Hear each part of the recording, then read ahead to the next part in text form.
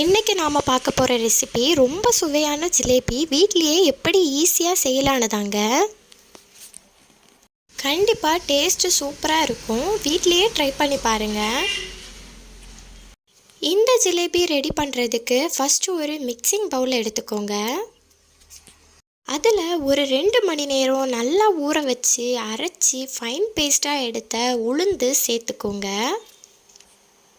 கண்டிப்பாக உளுந்து நல்லா ஃபைன் பேஸ்ட்டாக அரைச்சி எடுத்துக்கோங்க. தண்ணி கொஞ்சம் கூட சேர்க்காம ரொம்ப கட்டியாக அரைச்சி எடுத்துக்கோங்க.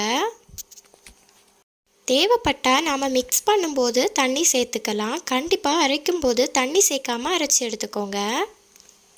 அப்புறமா ஒரு 1/4 கப் அளவில் அரிசி மாவு எடுத்துக்கோங்க. அப்புறமா தேவையான அளவு கொஞ்சமாக கேசரி பவுடர் ஆட் பண்ணிக்கோங்க. அப்புறமா அடுப்பில் ஒரு அகலமான கடாயை வச்சுக்கோங்க. 1 கப் அளவில் தண்ணி ஆட் பண்ணிக்கோங்க. அப்புறமா 1 கப் அளவில் சீனி சேர்த்துக்கோங்க.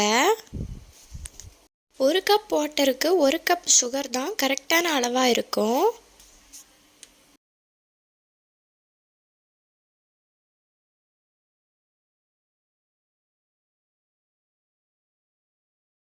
கொஞ்சமாக கொதி வந்ததுக்கப்புறம் ரெட் கலர் ஃபுட் கலர் சேர்த்துக்கோங்க.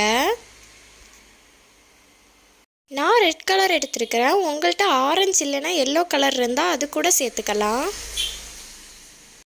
கொஞ்சமாக ஏலக்காய் தூள் ஆட் பண்ணிக்கோங்க. நான் ஏலக்காய் தூளாக இருந்ததுனால ஏலக்காய் தூள் ஆட் பண்ணிக்கிட்டேன். உங்ககிட்ட முழு ஏலக்காய் இருந்துச்சுன்னா நீங்கள் அது கூட ஆட் பண்ணிக்கலாம்.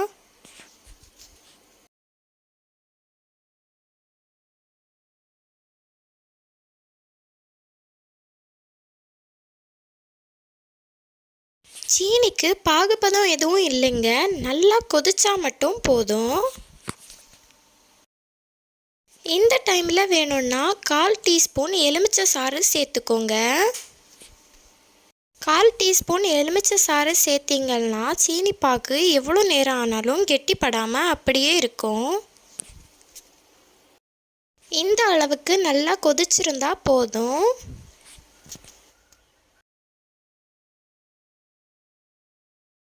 இப்போது நம்ம மாவை நல்லா கொஞ்சம் கொஞ்சமாக தண்ணி சேர்த்து நல்லா மிக்ஸ் பண்ணி விட்டுக்கோங்க. கண்டிப்பாக கொஞ்சம் கொஞ்சமாக தண்ணி சேர்த்துக்கோங்க. ஒரேடியாக சேர்த்துறாதீங்க. ஏன்னா நம்ம ஜிலேபிக்கு ரொம்ப முக்கியமே இந்த தண்ணி அளவு தான். தண்ணி அளவு எவ்வளோ தூரம் கரெக்டாக இருக்குதோ அவ்வளோத்துக்கு ஜிலேபி அழகாக வரும். கொஞ்சம் தண்ணி கம்மியாக இருந்துச்சுன்னா கூட பரவாயில்லை. கண்டிப்பாக தண்ணி கூடுதலாக ஆட் பண்ணிக்காதீங்க. கொஞ்சமாக தண்ணி கூடுதல் இருந்தாலும் ஜிலேபி சுத்தமாக வராது. எண்ணெயில் போட்டதுமே பிரிஞ்சு பிரிஞ்சு வந்துடும். கண்டிப்பாக தண்ணி அளவு ரொம்ப முக்கியம். பார்த்து சேர்த்துக்கோங்க.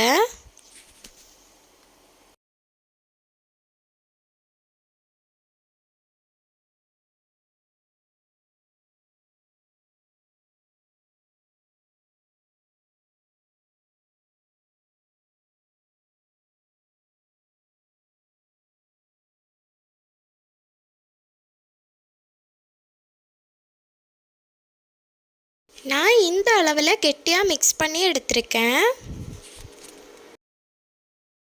அப்புறம் இந்த மாதிரி ஏதாச்சும் ஒரு டம்ளர் எடுத்துக்கோங்க. நான் இதுக்கு பால் கவர் தாங்க எடுத்திருக்கேன். உங்ககிட்ட பைப்பிங் பேக் இருக்குதுன்னா கண்டிப்பாக பைப்பிங் பேக் யூஸ் பண்ணிக்கோங்க. பால் கவரை மேலே கொஞ்சமாக மட்டும் ஓப்பன் பண்ணி விட்டுக்கிட்டேன்.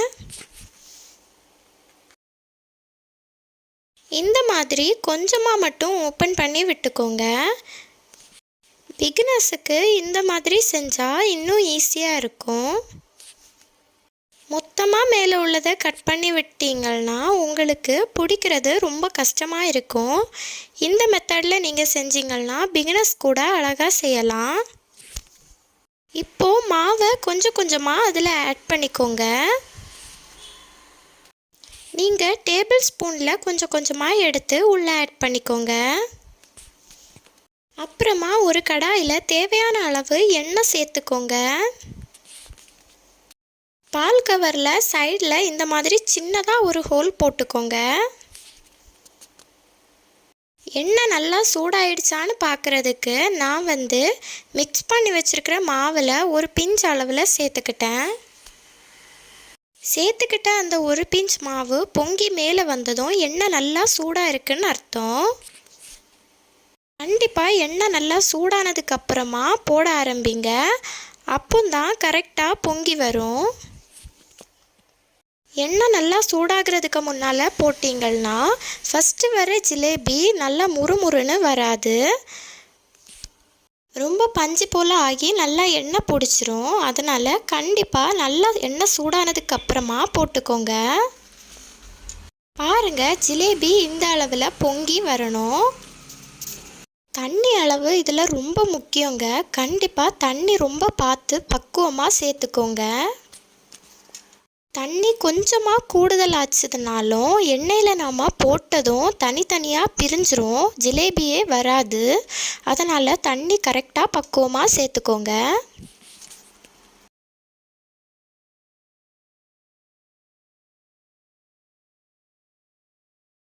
இந்த அளவுக்கு நல்லா முருகினதும் ஜிலேபி ரெடி ஆயிடுச்சு. இப்போ நாம் ரெடி பண்ணியிருக்கிற இந்த ஜிலேபியை சீனி பாகில் சேர்த்துக்கணும். கண்டிப்பாக 5 செகண்டுக்கு மேலே சீனி பாகில் வச்சிக்காதீங்க. 5 செகண்டுக்கு மேலே சீனி பாகில் இருந்துச்சுன்னா கண்டிப்பாக முறுமுறுன்னு ஜிலேபி வராது, ரொம்ப சாஃப்டாயிரும். சீனி பாகு உள்ளே இறங்கும், டேஸ்ட்டும் அதே மாதிரி தான் இருக்கும். ஆனால் முறுமுறுப்பு கொஞ்சம் கூட இருக்காது. அதனால் 5 செகண்டுக்கு மேலே கண்டிப்பாக சீனி பாகில் வச்சிக்காதீங்க. இப்போது மீதம் இருக்கிற எல்லா ஜிலேபியும் இதே மெத்தடில் சுட்டு எடுத்துக்கோங்க.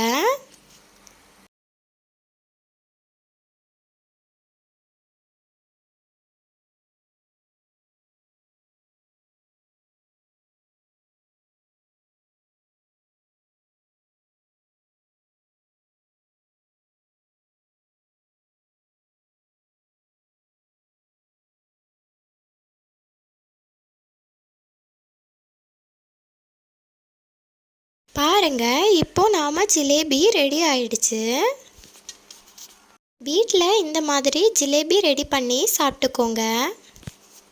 கடைகளில் கிடைக்கிற டேஸ்ட்டை விடவுமே நாம் வீட்டில் ரெடி பண்ணி சாப்பிட்ற ஜிலேபி டேஸ்ட்டே சூப்பராக இருக்கும். கண்டிப்பாக ஜிலேபி வீட்டில் ஒரு காலாச்சும் ட்ரை பண்ணி பாருங்கள்.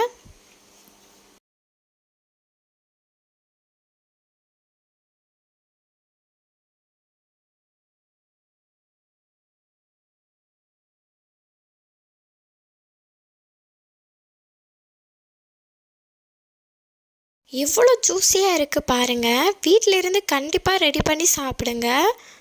கடைகளில் கிடைக்கிற டேஸ்ட்டை விடவுமே வீட்டில் நம்ம கையால் ரெடி பண்ணி சாப்பிடும்போது அதோட டேஸ்ட்டே தனியாக தான் இருக்கும். கண்டிப்பாக எல்லாரும் வீட்டில் ரெடி பண்ணி சாப்பிட்டு பாருங்கள்.